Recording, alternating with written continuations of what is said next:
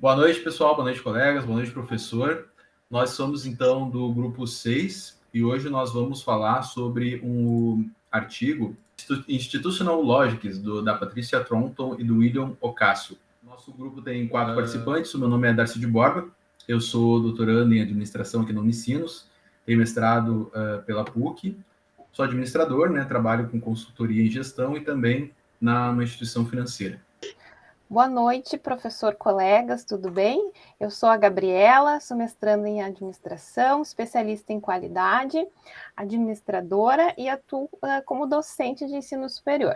Sou mestrando em administração, sou graduado em administração e sou especialista de processos numa instituição financeira. Boa noite a todos, sou Saulo, sou engenheiro civil, tenho um MBA em gerenciamento de projetos, sou mestre em infraestrutura de transportes e estou fazendo agora um doutorado em administração. Trabalho atualmente na docência do ensino superior e estou coordenador do curso de engenharia civil na Faculdade Luciano Feijão, aqui em Sobral, no interior do Ceará. Beleza, muito bem. Todos apresentados, então. Bom, a ideia que nós construímos para essa apresentação é a gente fazer uma discussão sobre esse artigo e sobre o que os autores nos trazem, né? E a gente quer explorar de forma bastante interessante essa discussão. Bom, esse artigo, na verdade, ele é um capítulo de um livro, né, do livro Organizational Institutionalism, que tem em torno de 3.300 citações lá no Google Scholar. Ele foi escrito por 2 autores, o primeiro deles é a Patrícia Thornton, que ela é professora de Sociologia e Empreendedorismo em Paris, e ela tem no total 18.000 citações no Google Scholar e 145 artigos indexados ao seu nome. O William Ocasio, que ele atua na Universidade de Illinois, tem já 23.000 citações e 94 artigos indexados. Com esses números, então, a gente pode imaginar que esse artigo tem um impacto na academia bastante importante, né? Então, faz sentido nós estarmos considerando ele nesse nosso estudo sobre o comportamento organizacional. Bom, esse artigo, ele é, de certa forma, extenso, né? Tem em torno de 30 e poucas páginas. São 10 tópicos que passam pela introdução, desenvolvimento da teoria institucional, as definições de lógica institucional, a meta-teoria da lógica institucional, a lógica institucional como método de análise, como a lógica institucional vai formar a ação individual e organizacional, como ela pode ser mudada, né?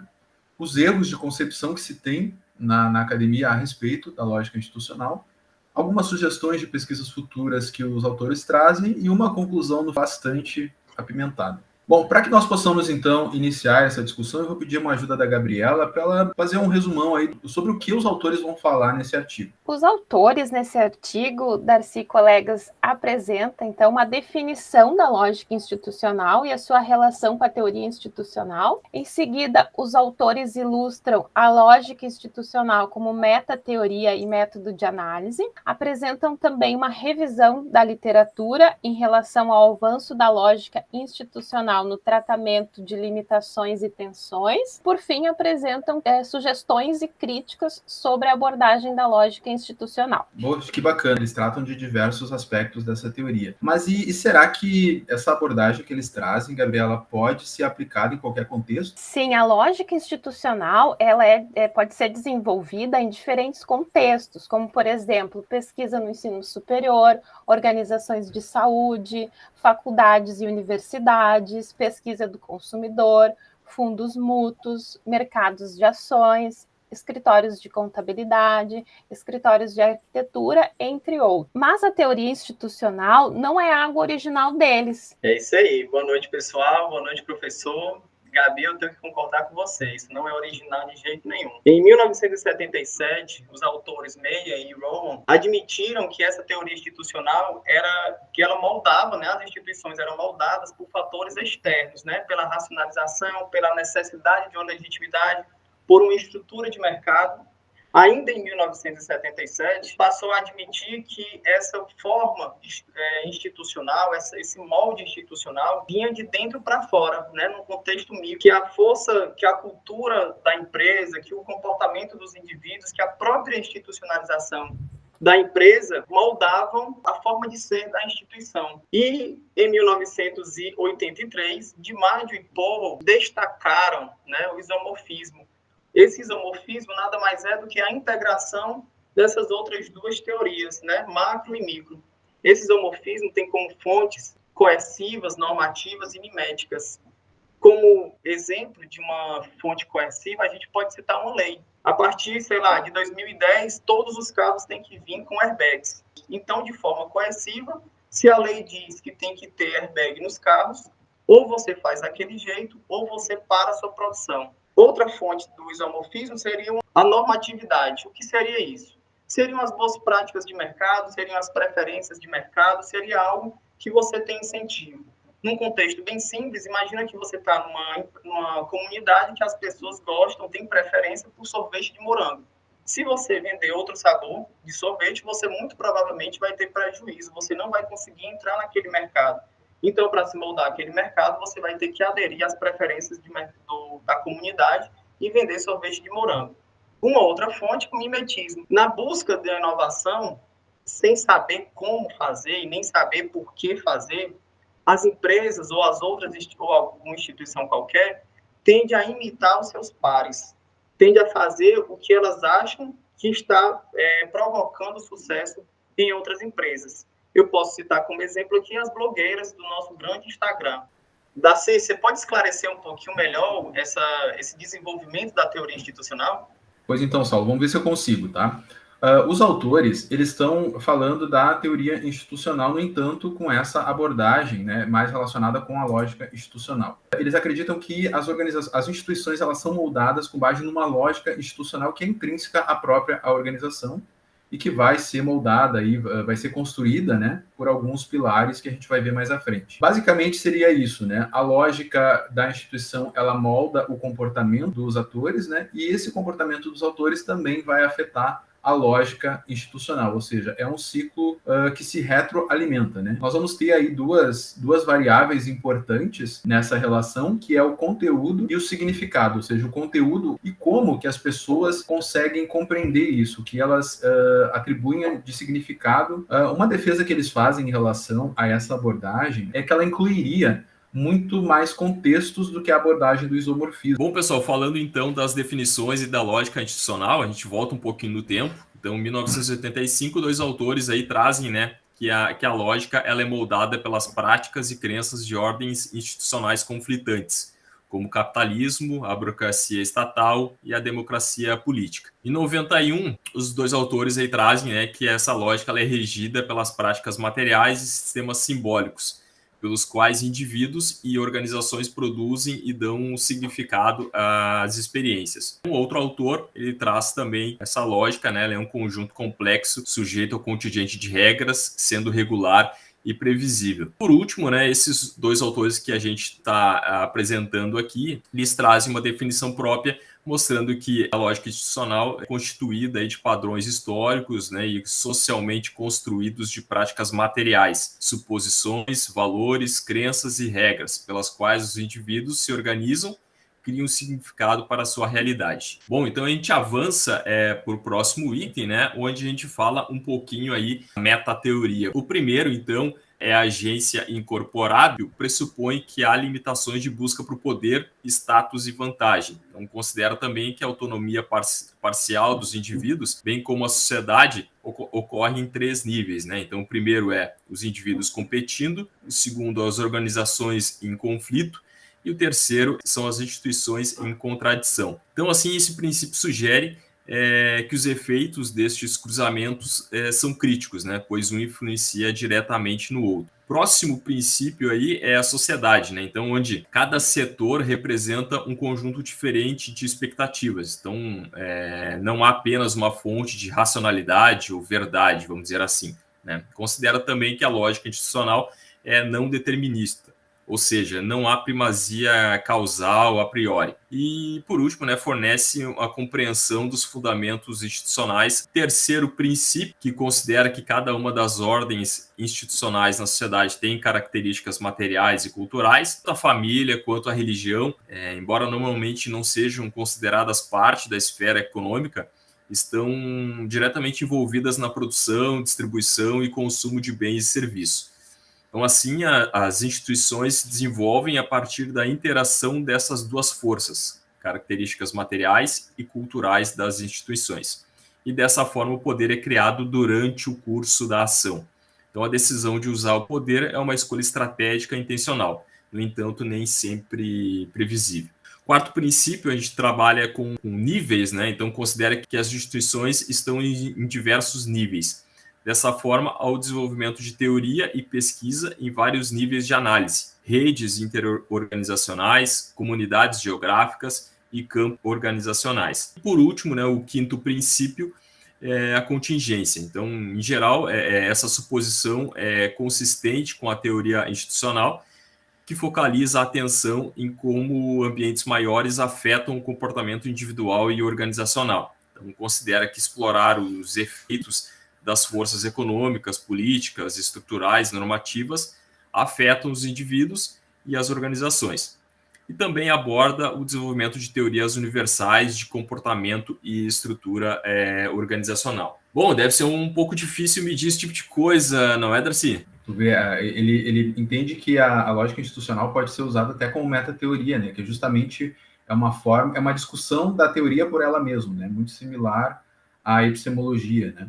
E os desafios para medir esse efeito, né, da lógica institucional, ele passa por esses 3 itens, né?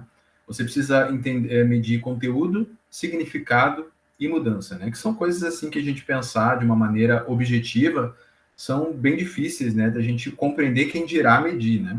Mas os autores, eles trazem algumas sugestões de métodos e de formatos que podem ajudar nessa tarefa. A primeira delas é o uso de análise histórica de eventos acopladas a métodos interpretativos, né, e também triangulação. Eles falam também na combinação de eventos e métodos interpretativos com registro de arquivos, entrevistas pessoais e análise de conteúdo, né? Perceba como é necessária essa interação de várias fontes, né? Você pega lá histórico de eventos, você faz uma análise de conteúdo e uma análise interpretativa também, associa às entrevistas, né, que seriam as opiniões pessoais das pessoas, para conseguir entender como essas coisas funcionam, né? Eles falam também que é importante, Roberto, identificar uma fronteira específica daquilo que você quer analisar, né? A gente não consegue analisar a lógica institucional olhando uma perspectiva muito ampla, né? Você precisa delimitar muito bem qual é a fronteira que você vai usar, até para ter uma população ali de análise, né? Eles ressaltam também a importância da triangulação, não só de dados, mas também de métodos de análise, né? O uso de métodos qualitativos e quantitativos, né? A gente está falando aqui de um tipo de estudo que normalmente a gente pensa que ele esteja mais ligado a métodos qualitativos, mas eles falam também que usar métodos quantitativos vai ajudar a entender melhor o conceito da lógica institucional e poder medir isso. E, por fim, eles ressaltam a importância de associar as abordagens interpretativas a testes de hipótese, né? Que seria esse, inclusive, o tipo ideal para medir a lógica institucional nas organizações e nas relações sociais aí, de uma forma geral. Mas fiquei pensando aqui, Roberto, Saulo e colegas, como é que a lógica institucional age, né? Como é que ela vai interferir nas ações individuais ou organizacionais? Eu não sei se a Gabriela pode nos ajudar com esse conceito. Posso sim. Ela interfere de modo bem significativo. Então, a lógica institucional, ela vai interferir utilizando alguns mecanismos. Esses mecanismos, eles têm efeitos sobre os indivíduos e sobre as organizações. E podemos chamar como os mecanismos identidades coletivas e identificação, sendo a conexão cognitiva, normativa e emocional vivenciada por membros de um grupo social por pertencimento. Outro mecanismo são as competições por status e poder, sendo esses condicionados pelas instituições prevalecentes. Outro mecanismo é a classificação e categorização. É um mecanismo pelo qual a lógica institucional molda a cognição individual. E a atenção, o último mecanismo, que está relacionado com os critérios para a tomada de decisão. Bastante importante essa parte, né? Mas eu acho que seria bacana, Gabriela, se a gente pudesse detalhar cada um deles, para entender de fato como cada um deles funciona dentro dessa lógica institucional que os autores propõem. Claro, vamos detalhar então, começando com o mecanismo de identidades coletivas. Esses emergem das interações sociais e da comunicação. A lógica institucional ela é percebida, por exemplo, quando os indivíduos identificam-se com a identidade coletiva dos grupos sociais.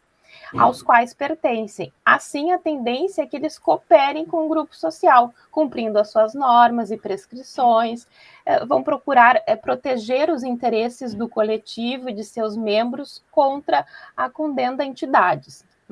À medida que as identidades coletivas se tornam institucionalizadas, elas desenvolvem suas próprias instituições lógicas. E essas lógicas prevalecem dentro do grupo social. Já o mecanismo competições por status e poder são mecanismos relativamente universais para as ações individuais e organizacionais. As lógicas institucionais moldam e criam as regras do jogo, os meios e as relações pelos quais o poder e o status são ganhos, mantidos e perdidos nas organizações. Agora, um mecanismo-chave pelo qual a lógica institucional molda a cognição individual é por meio da classificação e categorização social, que são determinadas pelas instituições sociais. Lógicas institucionais fornecem agentes dentro das organizações com a construção social de sistemas de classificações que constituem de categorias de atores sociais, formas organizacionais, produtos, é uma agenda organizacional. O mecanismo atenção, ele corresponde a como respostas organizacionais econômicas, fatores sociais, são mediados pela atenção dos tomadores de decisões organizacionais. A lógica institucional fornece aos indivíduos e às organizações um conjunto de regras e convenções para decidir quais problemas serão atendidos e quais soluções serão consideradas.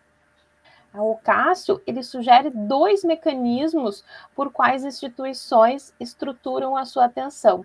O primeiro é gerando um conjunto de valores que ordenam a legitimidade, importância e relevância das questões e soluções. E o segundo, fornecendo decisão como uma compreensão de seus interesses e identidade. Esses interesses e identidades geram, por sua vez, um conjunto de decisões, de premissas e motivação para a ação. Saulo, se as ações são condicionadas pela instituição, como é possível que os atores possam mudar alguma coisa? Nós percebemos aqui com essa fala como a lógica institucional, ela tem a ação, né, sobre a organização, sobre os seus agentes. Como é que eles podem mudar alguma coisa nesse contexto, se eles são condicionados pela própria instituição? Tu pode nos ajudar a entender essa questão? Claro, Gabi. Pessoal, antes da gente começar a falar sobre essa questão de mudança, vamos falar um pouquinho sobre contexto. Se eu falasse para vocês, se eu perguntasse, por exemplo, eu vou dar 2 exemplos bem simples. Qual é a cor da manga? Você vai perguntar, que manga? Pode ser a da blusa, pode ser a de comer. Então, o contexto da frase vai mudar o sentido da manga. Eu estou falando de um contexto em palavras. Agora eu vou falar o Saulo, indivíduo, num contexto. Como eu sendo um contexto. Eu gosto muito de comer chocolate. Eu vou comer um chocolate e aquilo vai me dar um prazer enorme. Eu vou comer outro chocolate e vai me dar muito prazer. No 5º chocolate, eu já vou estar gostando. No 50º chocolate, eu não aguento mais o cheiro do chocolate. Então, o meu contexto mudou por causa das minhas ações. E aí a gente fica com essa pergunta. Como os atores podem mudar as instituições se suas ações, intenções e racionalidades são todas condicionadas pela própria instituição que eles desejam mudar? Bora lá ver como é que a gente faz isso? Lembrando do que eu acabei de falar de contexto. O primeiro fator, né, que pode mudar são os empreendedores institucionais. São aquelas pessoas que têm a capacidade de criar ou modificar, né, criar novas instituições ou modificar as antigas através da manipulação do significado das práticas culturais, né, de alguns símbolos. Qual é o grande desafio desse pessoal? Eles têm que criar um contexto, um ambiente, para que as suas reivindicações sejam aceitas e tenham sucesso. A outra maneira que a gente tem para fazer isso é através da sobreposição estrutural, ou seja, alguns papéis individuais antes eram forçados, que antes eram distintos, por algum motivo eles agora são obrigados, eles são forçados a associar-se. Exemplo disso é através das fusões ou aquisições institucionais. Os indivíduos, as organizações, a cultura daquelas 2 instituições distintas agora estão associadas, agora estão sobrepostas. Uma outra maneira é através do sequenciamento de eventos. O que é o sequenciamento de eventos, como eu falei anteriormente? Eu vou comer um chocolate, eu estou num contexto, no segundo, no terceiro, no 50º, o contexto muda. Eu estou provocando essa alteração em mim. Mas essa mudança de eventos também pode ser alterada por fatores externos, por mudanças culturais ou surgimento de outras fontes de poderes. Nessa configuração, a lógica institucional também muda. E nós temos também um quarto fator, que são as lógicas concorrentes. Essas lógicas concorrentes, elas não são necessariamente a explicação da mudança da lógica institucional, mas elas são, por exemplo, algo que antecede ou alguma consequência das pressões externas provocadas naquela instituição. E aí a gente fala dessa lógica, eu perguntei ao Roberto mais cedo o que era a lógica institucional, falei que a lógica pode mudar, e agora eu queria que o Roberto me explicasse o que não é lógica. Pode ser, Roberto? Claro, vamos lá, Saulo. Bom, os autores eles trazem, então, alguns erros, né, na concepção aí da lógica institucional. O primeiro, então, olhando o mercado, né, então, não considerar o mercado como instituições, né, isso é um erro, né, um conjunto de normas, elas também mudaram ao longo do tempo, isso deve ser considerado, isso deve ser entendido, né, e as instituições não mercantis, né, elas também são estruturas econômicas, né, como a família, a religião, também ela sofre, né, interferências aí de forças de oferta e de demanda. O outro tópico, né, seria o surgimento, né, então as lógicas institucionais elas não surgem de campos organizacionais, né, elas na verdade são instanciadas localmente e implementadas nestes campos organizacionais. Os modelos, o erro, né, de concepção é que os tipos ideais não são uma descrição do que acontece no campo, né, e os tipos ideais são modelos analíticos formais para comparação. E por último, a gente tem o vínculo, né? Então, o vínculo, eles trazem, né, que os estudos de lógica institucional não vinculam suas análises devido à limitação de páginas dos periódicos, né? Bom, Darcy, passo a bola para ti. O que os autores recomendaram aí quando escreveram o artigo? O que eles recomendaram aí de dicas de estudos futuros? Eles fizeram algumas sugestões de pesquisas futuras, né? Com o objetivo de entender um pouco melhor algumas perspectivas e alguns mecanismos, né, envolvidos na teoria institucional e principalmente na abordagem da lógica institucional, que é a qual eles propõem, né? Como nível macro, né, ele influencia nas orientações dos indivíduos para suas ações. Existem estudos que falam, como a gente viu anteriormente, né, através da revisão, que estudam como os comportamentos, a cultura interfere, como as regras organizacionais, né, mas como que o nível macro influencia diretamente, sem ter a baliza da organização. Outro aspecto que eles nos trazem também é entender como a estabilidade das lógicas institucionais muda por nível de análise, né? Ou seja, quando eu tenho uma lógica organizacional no nível da diretoria, né, ela vai ser diferente. Como é que ela vai ser alterada quando eu mudo de nível, passo para o nível gerencial, ou passo para o nível operacional? Existe mudança? A forma de entender a organização e de entender os seus propósitos, ela modifica? E de que forma isso acontece?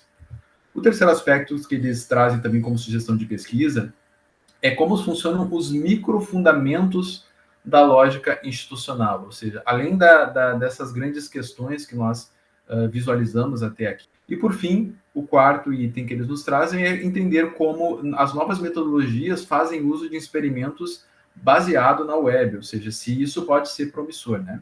Lembrando que esse artigo, ele é lá de 2005, né?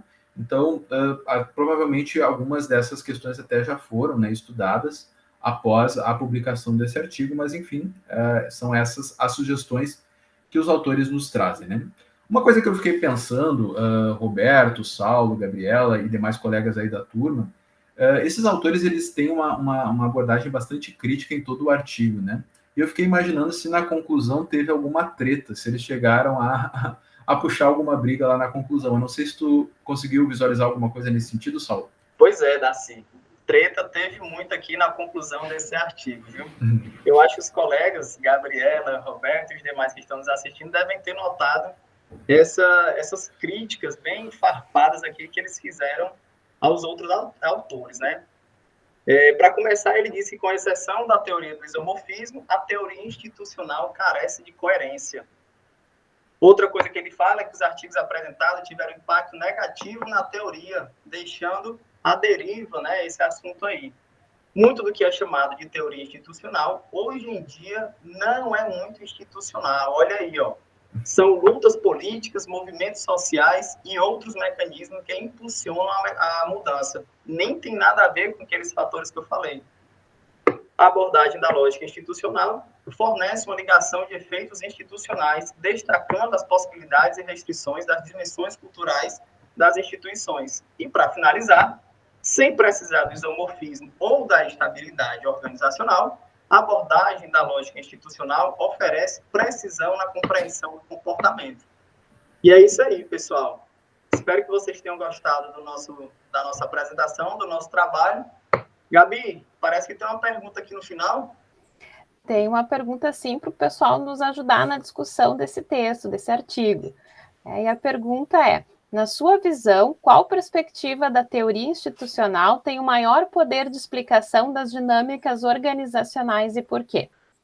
Pois então, pessoal, como nós vimos aqui ao longo dessa apresentação e ao longo do artigo também, nós temos diferentes perspectivas, né, diferentes abordagens para entender a teoria institucional. Nós vamos ter lá a visão mais macro do Meyer e Rowan, depois uma visão mais micro do Zucker, a visão por nível do DiMaggio e Powell, que vai trazer o conceito aí de isomorfismo, né? E por fim, os nossos autores aí da vez, a Thornton e o Boccaccio, que trazem essa abordagem da lógica institucional como sendo um fator aí preponderante para a formatação das instituições, né? Na opinião de vocês, qual dessas perspectivas faz mais sentido? Qual delas tem o maior poder de explicação das dinâmicas organizacionais, né, e da formatação das instituições? Lá na aula, então, a gente discute um pouco mais. Espero que tenham todos gostado. Para nós foi um prazer fazer essa apresentação e nos vemos na aula. Valeu, pessoal. Até mais. Obrigado, pessoal. Obrigado, hein? Até mais. Obrigado, Roberto. Obrigado, Darcy. Obrigado, Gabi. Até mais. Valeu, gente. Até mais, pessoal. Obrigada. Gente, eu tô derretendo aqui. Calma, já tá acabando. Tá chegando meio-dia, o sol acordou, meu irmão. O sol tá aqui na minha janela. Literalmente, se eu botar a cabeça ali, eu encostar a testa no sol.